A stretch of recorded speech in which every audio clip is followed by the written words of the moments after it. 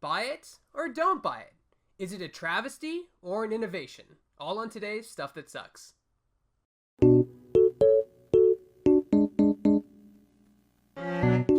So guys, today I'm doing something a tad different on Stuff That Sucks.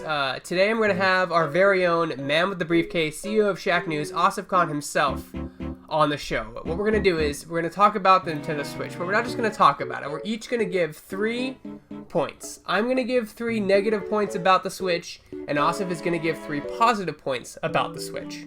Now, just to clarify, this video is for argument's sake. I am actually a fan of the Switch. I'm buying a Switch. I like the Switch. So, anything that I say on the show is strictly for argument's sake. It's probably actually some concerns of people who are on the fence about getting the Switch, among other issues. Well, I'd like to welcome Asif Khan. Asif, are you ready to do this? Hi, everybody. Alright, so we're gonna do 3 positive things about the Nintendo Switch and 3 negative things. We're each gonna have 60-second timer to explain why we either love it or hate it and respond to the other. And then once that time is off, we gotta move on to the next subject, or it's the next person's time to rebut. Okay? Sounds good. So let's put a timer in here, and since I want to end on a positive note, I'm gonna go first, because I don't want to end this video negatively. Alright, so can I get a timer? Thank you. Alright, starting us off is me. I got 60 seconds. So I'm really disappointed in the battery life. When they came in, I was like, oh my god, a portable console, I must have this immediately. And then they're like, and it has up to 3 hours. And I was like, oh, 3 hours. I mean, like, I spend so much time on airplanes and airports, and a lot of times there's no power. And 3 hours, it's basically going to burn through my first flight, and then I'm going to be stranded with no way to play it or charge it, which is really lame. And I was really disappointed by the battery life. I was really hoping for a minimum of at least 4 hours. I think that 4 hours is a nice even number for gamers to take a portable device with them. I mean, I think the 3DS has something like 4 to 6 hours of battery life. It might even be longer if the 3D's turned off and you have it on like low settings, but yeah, I was really disappointed in the battery life. That leaves me with, I'm good. Alright, Asif, your turn. First of all, Greg, they didn't say 3 hours. They said 2.5 to 6.5 hours, depending on the experience, which means that certain games will run longer. They said that Zelda Breath of the Wild will last 3 hours on mobile, which is not that bad at all. I think you're assuming that every game is going to take up as much battery life as Breath of the Wild. I also think it's funny that you think that 4 hours is some magical number, but something 25% less is a deal breaker to you. The other thing is, I don't think many gamers literally sit there and play a portable system for 3 hours straight. I tend to play portable games, for an hour, maybe 30 minutes at a time. I know that some of these games are going to be longer experiences, but I think you're kind of being short-sighted with this, and you're kind of not really thinking maybe about the average user's use case. You're kind of just taking yourself into account, not what most people are going to do. All right, Asif, your turn to say something positive. I'll start the timer in 3, 2, 1. Well, the first-party lineup is going to be amazing on this system because there's a unification of 3DS development and Wii U development teams into one unified force. So what we're already seeing with snipper clips at launch, with Zelda Breath of the Wild, Mario Odyssey coming down the pipe, is that there's going to be that same polish that we expect from Nintendo software made available to Switch purchasers. And this is also going to be the only place that you can get those games. So this idea that you can just not buy a Nintendo and consider yourself a games journalist is pretty laughable to me. You're going to have to cover this at some point. Alright, are you done?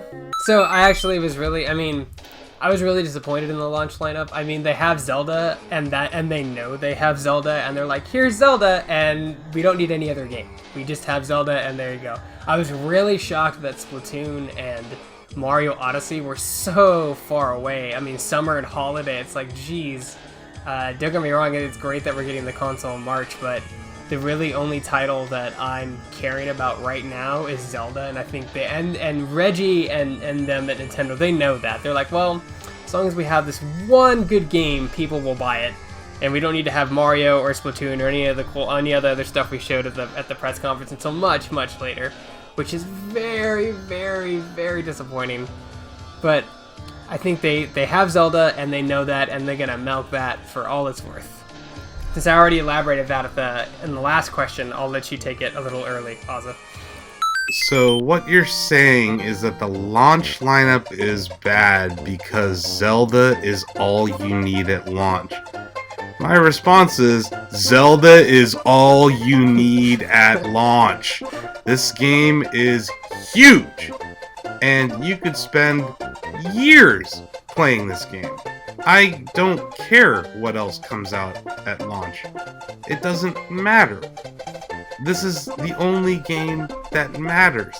You know, this idea that, oh, Zelda's not good enough to move this system. Any Nintendo diehard who's a legit diehard is going to be lining up to buy this game because we wanted it last year for Wii U, and now I just want it more. This idea that, oh, you know, the launch lineup is anemic, sure, but it doesn't matter. All you need is Zelda, and I think we're going to be playing this for months, so who really cares?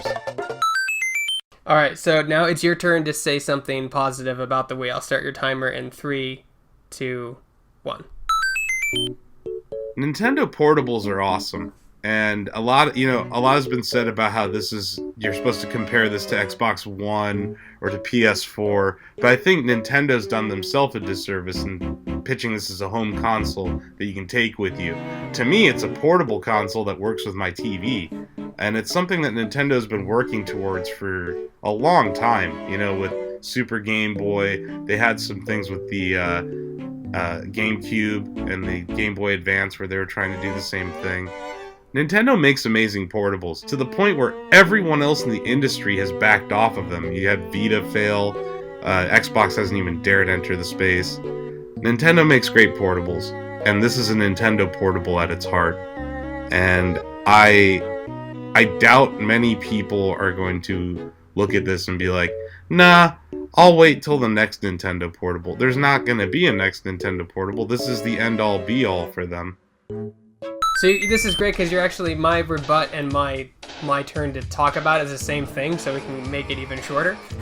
I'm disappointed because they're still supporting the 3DS. I thought that this was going to be the future of portable gaming, and when they were like, hey, the 3DS still has a long life ahead of it, don't worry, and it's like, oh, well, that sucks. I wanted the future of the portable world to be the Switch and not the 3DS. The 3DS is a great portable console. Hell, it's the only successful portable console on the market right now. Like you mentioned, everything else had failed. But I was really hoping that it was time to, shelf that and then move on to the Switch to be like the jack of all trades, if you will. The portable and home console where you can play anything you want, anytime, anywhere.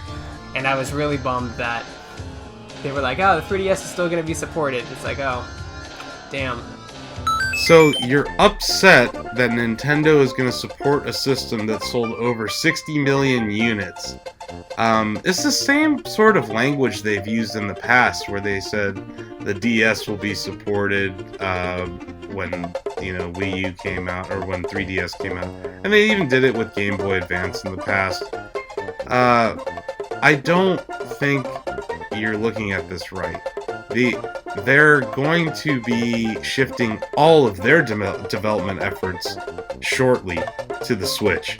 And like I said previously, they're unifying the development teams, where in the past we had Super Mario 3D World for Wii U and Super Mario 3D Land for 3DS. Can you imagine if they just took both of those teams and said, no, make one game that's a Mario game? That's what we're going to see with Odyssey. And I think that going forward, this is going to allow for more Nintendo software to be made, and with a higher level of polish. Nintendo Switch offers gamers a new way to play. The Joy-Cons are the most innovative controllers I've seen in a long time. You have to hold them before you judge this. The haptic technology is unparalleled. The sensor technology and the right Joy-Con is really something that I don't think we've seen properly demonstrated. And the idea that you're going to be able to play a game without looking at the TV is really cool. It's cool for people who may not be really hardcore gamers, which is what Nintendo's always been about, is taking gaming and applying it to the blue ocean. This is just another example where they're reaching out to gamers or reaching out to people who may not necessarily be hardcore gamers, and at the same time giving hardcore gamers a console that you can snap right into the tablet and play a really deep experience, while at the same time having a nice casual experience available. I think that sliding scale is going to be one of its greatest benefits. No, that is true. Out of the few people in the world you actually did have hands-on with the machine is like a lot of people, including myself, have not yet. So that gives you a lot more insight on where they're going with the hardware. Yeah, and I think that once you hold those Joy-Cons and you see these aren't flimsy little pieces of plastic, they're that same polish that you get from every Nintendo controller. I liked the Wii U gamepad. I thought the GameCube controller was outstanding. I think the Wiimote has its merits. You know, you look back at history, Nintendo has always innovated on human interface device, and they've done it again. People just don't see it yet. It's hard to demonstrate on a stream or on television. It's going to be one of these things that you have to try out for yourself. But once you do, it'll change your opinion. Alright, well, what do you guys think? Are you guys getting a Nintendo Switch or not getting a Nintendo Switch? Let us know in the comments below. For more videos like this and everything else gaming related, you're already in the right place. You're on Shacknews.com.